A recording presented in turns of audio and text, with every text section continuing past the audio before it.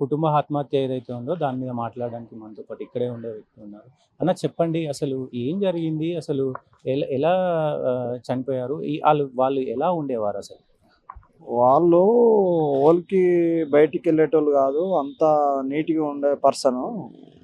వాళ్ళు చిన్న పిల్లలతోని వాళ్ళు మంచిగా ఉండి పెంచారు. వాళ్ళు 9వ తరగతి, 8వ తరగతి చదువుతున్న విద్యార్థులు. అంతా చాలా మంచి పిల్లలు. Eighth class, ninth class Chaitanya స్కూల్‌లో చదివిపిచ్చే పిల్లలు అలా ఆర్థికంగా లాస్ అయ్యిరనంటే బాధాకరము. చిన్న పిల్లల్ని చంపడం వల్ల అలా వచ్చే ఉపయోగం ఏమి లేదు పిల్లలకు. ఆ తల్లిదండ్రులు గూడా ఆలోచించి ఆ పని చేసేదుండే. వాళ్ళు ఆర్థికంగా ఉంటే ఎన్నో మార్గాలున్నాయి గానీ, ఆ మార్గాలు వెతకకుండా పిల్లలతో పాటు తల్లిదండ్రులు చావడం, పిల్లలు చావడం అది చాలా బాధాకరం. అందరికీ బాధ అనిపిస్తుంది. ఈ ఏరియాలో చాలా మంచి మనుషులుండే. వచ్చి ఒక 8 నెలలు, 9 నెలలు, సంవత్సరం గూడా కాలేదు ఆ కొత్తింట్లోకొచ్చి. అది రీసెంట్‌గా బిల్డింగులో కట్టిర్రు. అది పక్కపొంటి గొడవైంది తెలవదు, ఏమి తెలవదు. అంత మంచి పిల్లలు, అంత మంచి పేరెంట్సు. అది ఇట్లా అయిందంటే అందరికి చాలా బాధాకరం అనిపిస్తుంది.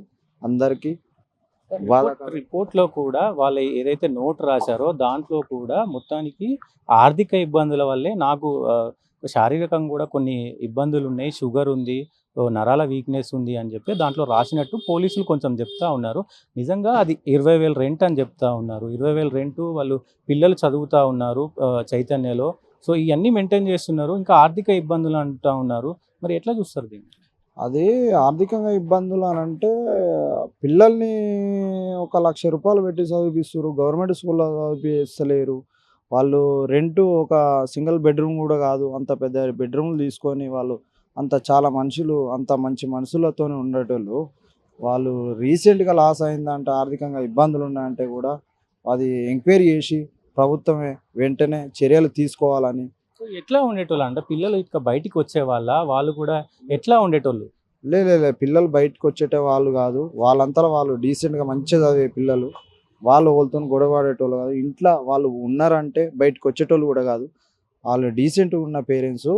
వాళ్ళు ఆ ప్రకారంగా ఎందుకయిందో గానీ తొందరనే ఎంక్వైరీ జేసి గవర్నమెంటు చర్యలు తీసుకోవాలి. ఓలైనా చేసేదుంటే ప్రజలకు ఇసవంటి ఆ పిల్లలు గూడా పేరెంట్స్ గూడా ఎవ్వరైనా సరే ఇసవంటి పిల్లల్ని చిన్నప్పటి నుంచెల్లి సాది పెద్ద జేసి 9వ తరగతి దాకా చదివిపిచ్చి అంత పెద్ద చేసి పిల్లల్ని చంపడం అంటే చాలా బాధాకరం అని విజ్ఞప్తి చేస్తున్నాను.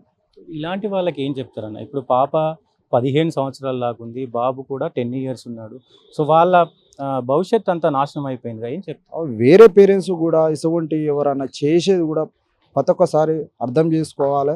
పిల్లలు పేరెంట్స్ కూడా ఇటువంటి పాల్పడవద్దని పేరెంట్స్ కూడా విజ్ఞప్తి చేస్తున్నాము. ఎన్నో మార్గాలు ఉన్నాయి. ఇటువంటి లాస్‌లా కావడం, లాస్ అయిందా కాలేదా అది పేరెంట్స్‌కి తెలుసు, వాళ్ళ కుటుంబానికి తెలుసు, వాళ్ళ తల్లిదండ్రులకు తెలుసు.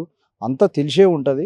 ఇటువంటి మార్గాలు అందరూ కలిసి పరిష్కరించుకోవాలి గానీ, మనం పిల్లల భవిష్యత్తు చిన్నప్పటి నుంచెల్లి చదివిపిచ్చి, పెంచి మనం ఎంతో ప్రయోజనాలు చేసిన వాళ్ళని వదిలిపెట్టినా కూడా ఇయాల రేపు నెలకు 15, 16 వేలు సంపాదించుకుని వాళ్ళంతా వాళ్ళు బతికేటోళ్ళు గానీ, ఇంత దారుణంగా చేసినందుకు ఓలు క్షమించేటోళ్ళు కాదు.